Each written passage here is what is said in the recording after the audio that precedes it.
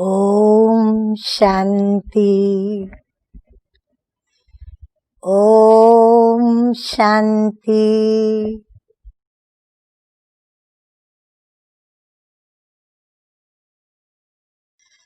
मनुष्य आत्माओं को ईश्वर के द्वारा प्राप्त ये जो मनुष्य जीवन है वो बड़ा अमूल्य है, अलभ्य है, और इसीलिए हमें इसकी बहुत संभाल करनी है, क्योंकि यह ईश्वर का दिया हुआ वरदान है। यह एक गिफ्ट है ईश्वर की, इसीलिए उसे हमें संभालना है। अब जीवन की इस अमूल्यता को कौन कौन मूल्य देते हैं, और मूल्य देने के लिए मुझे क्या करना होगा? जीवन को मूल्यवान भी बहुत गिनती के लोग ही समझते हैं। बाकी तो जीवन को खाना पीना और जो जीवन की सार्वजनिक दिनचर्या चलती है, जन्मे, बच्चे हुए, थोड़े बड़े हुए, स्कूल कॉलेज में पढ़ाई की, कोई डिग्री ले ली, फिर डिग्री लेकर के वैसा व्यवसाय या नौकरी की, शादी हुई, बच्चे हुए, फिर बच्चों के बच्चे हुए, अपने बच्चे पाले, फिर बच्चों के बच्चे पाले, बीच बीच में कहाँ यहाँ वहाँ घूम फिर करके आए। जीवन में आने वाले अनेक दुखों को भुलाने के लिए छोटे छोटे ऐसे कई टूर करके आए, यात्राएं करके आए, या कई ऐसे दर्शनीय स्थलों पर जाकर के घूम फिर करके आए। इस प्रकार जीवन चलती रहती है, और इस जीवन के अंदर हर एक को अपने जीवन की वास्तविकता, स्वयं की वास्तविकता, और स्वयं को जिसने यह जीवन दिया उस प्रभु की वास्तविकता और उसके द्वारा प्राप्तियां, ये सब कुछ जैसे कि भुला देते हैं। तो आज हम उस पर बात करेंगे। हम सभी शिव बाबा के, ब्रह्मा बाबा द्वारा बने हुए ब्राह्मण बच्चे, आज मैं प्रथम उनसे बात करूंगी कि कितना आप अपने जीवन की कीमत समझते हैं। बाबा ने हम बच्चों को अवतरित होकर और परम शिक्षक बनकर के और हमें शिक्षा दी। हमारे लिए यह स्कूल कॉलेज खोला, और हम सभी इस प्रजापिता ब्रह्मा कुमारी ईश्वरीय विश्वविद्यालय के हम सभी स्टूडेंट बने। स्टूडेंट बन करके हम बच्चों को बाबा ने एक लक्ष्य भी दिया कि इस पढ़ाई से, जो पढ़ाई स्वयं प्रभु परम शिक्षक बनकर हमको पढ़ाते हैं, तो उससे हमें क्या पद की प्राप्ति होगी। तो बाबा ने हमें कहा कि इस ज्ञान को धारण करने से या इस ईश्वरीय पढ़ाई पढ़ने से तुम मनुष्य से देवता बनेंगे। तो हमारे इस स्कूल का या विश्वविद्यालय के मुख्य टॉपिक्स क्या हैं, या हमारी सब्जेक्ट्स क्या हैं? तो सब्जेक्ट्स हैं हमारी 4 मुख्य: ज्ञान, योग, धारणा और सेवा। फिर उसमें भी हमारी और 3 सब्जेक्ट्स हैं: मनसा, वाचा, कर्मणा। तो हमें इन सभी सब्जेक्ट्स में से पास होना है। न सिर्फ पास होना है, परंतु हमें पास होकर के स्कॉलरशिप भी लेनी है। और वो स्कॉलरशिप लेने के लिए मुझे क्या करना होगा? बाबा कहते हैं कि सभी सब्जेक्ट्स में तुम्हें अव्वल नंबर में आना होगा। अब हम ईश्वरीय पढ़ाई पढ़ते हैं, उसमें ज्ञान की बातें आती हैं, सारी जानकारियां हमें प्राप्त होती हैं, सारी थियरीज हमें प्राप्त होती हैं। कौन सी जानकारी? आत्मा की, परमात्मा की, कर्मों की, सृष्टि रूपी बेहद के इस ड्रामा की, प्रकृति की। फिर इस प्रकृति के अंदर जो भी जानवर, जीव जंतु, प्राणी हैं या मनुष्य प्राणी हैं, उनके भी जन्म जीवन की कहानियां, ये सब उसी के अंतर्गत होता है।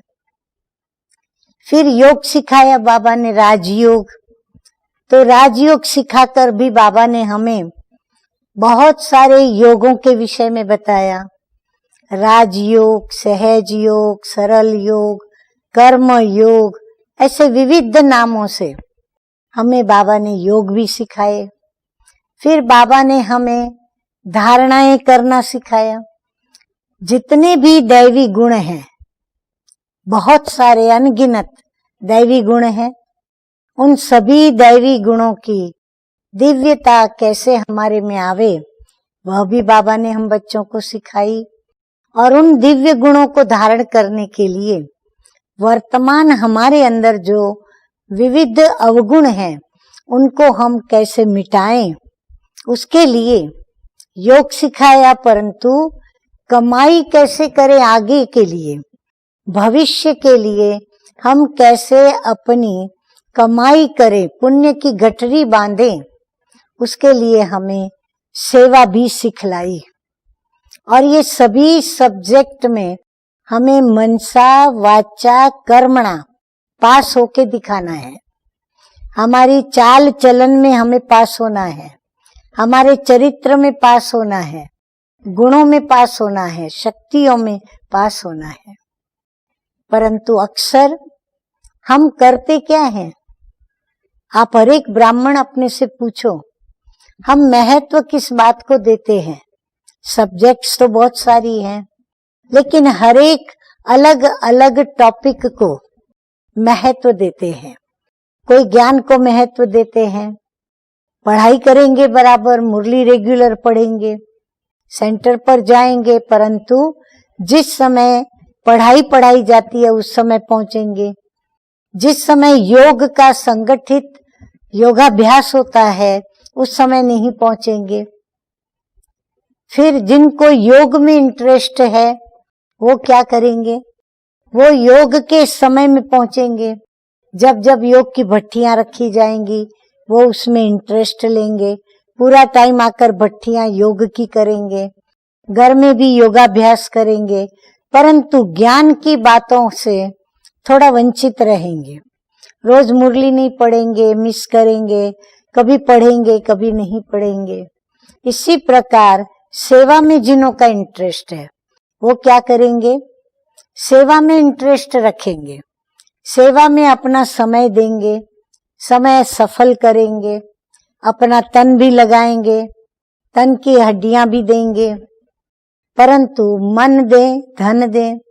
मन उतना ही समय देंगे जितना समय उनको उस सेवा में इंटरेस्ट आएगा, और धन यदि है और दिल उदार है तो धन लगाएंगे, अन्यथा धन भी नहीं लगाएंगे, तन भी नहीं लगाएंगे, मन भी नहीं लगाएंगे। बाकी मेजॉरिटी देखा गया है, टीचर्स से लेकर के विद्यार्थी तक सभी महत्व किसको देते हैं? ज्ञान को, योग को, सेवा को, मनसा सेवा को, वाचा सेवा को, कर्मणा सेवा को, किसको महत्व देते हैं? तो अक्सर अपने हृदय पर हाथ रख के स्वयं से पूछो कि हम ज्यादा महत्व अपने काम को देते हैं। हमें पढ़ाई करने जाना है, बाबा ने हमारे लिए खास पढ़ाई का समय सुबह सुबह रखा ताकि हम बच्चे रेगुलर पढ़ाई कर सकें, क्योंकि सुबह ऐसे कोई काम नहीं होते जो हमारे लिए जाना आवश्यक हो। परंतु फिर भी कई बाबा के बच्चे या फिर हम में से कोई क्या कहते हैं, आंख नहीं खुलती, हम उठ नहीं पाते, भिन्न भिन्न प्रकार के अनेक हम बहाने सुनाते हैं। मुरली कभी पढ़ी कभी नहीं पढ़ी। ऐसे ही योग में भी हम अनेक बहाने करते हैं। थक गए थे, नींद आ रही थी, सुस्ती हो रही थी। उसी प्रकार सेवा में तो हम महत्व किसको देते, काम को, कि मेरा ये काम हो जाए तो फिर मैं ये करूं। मुझे समय नहीं मिलता, मुझे टाइम नहीं मिलता।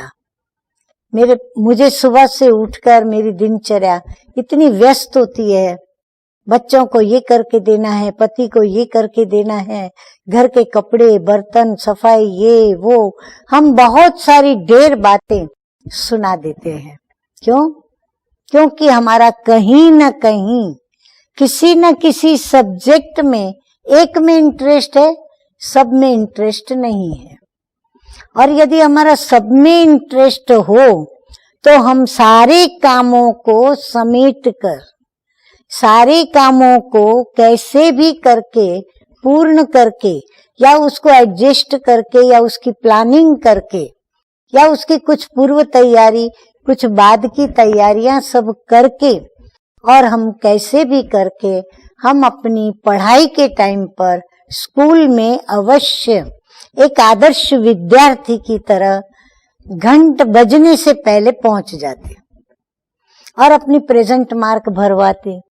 लेकिन हम काम के ऊपर अधिक ध्यान देते हैं। काम माना कर्मणा सेवा नहीं, लौकिक में जो हमारे कर्म हैं, जो हम लौकिक में जिसको फर्ज समझते हैं, लौकिक में जिसको कर्तव्य समझते हैं, बाबा ने कभी मना नहीं किया है कि आप अपने लौकिक फर्ज नहीं बजाओ।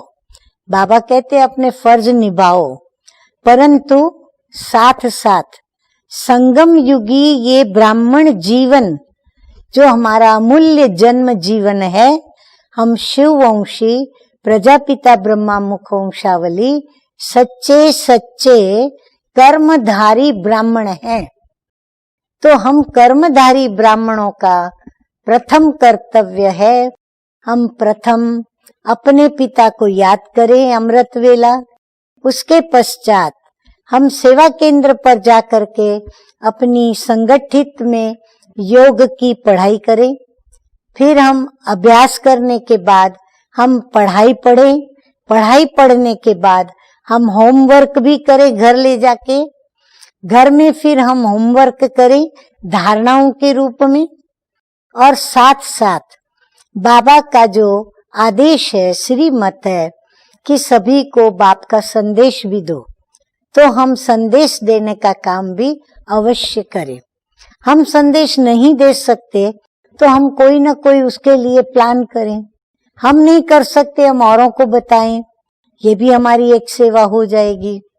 तो इस प्रकार हमें अपना समय ज्ञान, योग, धारणा, सेवा, मनसा सेवा, वाचा सेवा, कर्मणा सेवा सभी को महत्व देते हुए, साथ में लौकिक कार्य और कर्मों को भी महत्व देते हुए हमें संतुलन बनाना है। क्योंकि बाबा ने हमें राजयोग की कला सिखलाई है, और संतुलन में चलना इसी को कहते हैं राजयोग। राजयोग हमें जीवन को संतुलित रखना, चलना, और जीवन में संतुलित होकर के, संतुष्ट होकर के चलना, इसके लिए हमको सिखाया। तो हमें राजयोगी बनना है। राजयोगी राजाई भी प्राप्त करेगा पढ़ाई से। राजयोगी योग लगाकर विकर्मों का भी विनाश करेगा। राजयोगी तपस्या करके अपनी धारणा की दिव्य मूर्त भी बनाएगा अपने को, और राजयोगी विश्व सेवा करके और अपनी भविष्य की जन्म जन्मांतर की कमाई करके, और अपने परम प्रिय परमपिता और अपने जगत पिता प्रजापिता ब्रह्मा बाबा, यानी हमारे प्यारे मीठे बाप दादा के दिल तख्त नशीन भी बनेंगे और उनके दिल पर चढ़कर और उनके दिल को राजी करके स्वयं को भी राजी करेंगे और राजयुक्त जो राजयोग राज करने वाला, राज्य सिखलाने वाला, राज्य प्राप्त कराने वाला, वो राजों भरा राजयोग हम साथ साथ करेंगे। तो ये है हमें अपने जीवन की वैल्यू करना, क्योंकि ये जीवन अभी इस युग में प्राप्त है, कलयुग के अंत में, जबकि सतयुग आने को है, अर्थात संगम युग। तो हमें अभी ही यह तकदीर प्राप्त है और ये तकदीर की तस्वीर प्रभु हमारी अभी बना रहे हैं। तो हम क्या करेंगे? अभी हम अपनी तकदीर की तस्वीर बनाने सभी बातों में इंटरेस्ट लेंगे, ना कि सिर्फ अपने काम को देखेंगे। मुझे ये काम है, वो काम है, मुझे जल्दी जाना है, जल्दी जल्दी मुरली पढ़ूं, जल्दी जल्दी योग करूं, थोड़ा योग करूं, थोड़ी सेवा करूं, थोड़ा करूं, नहीं। समय बचाकर मुझे अगर स्कॉलरशिप लेनी है, अव्वल नंबर में आना है, तो मुझे हर कार्य को पूर्ण रीति से, संपूर्ण रीति से करना है और करके विजयी बनना है। अच्छा, ओम शांति।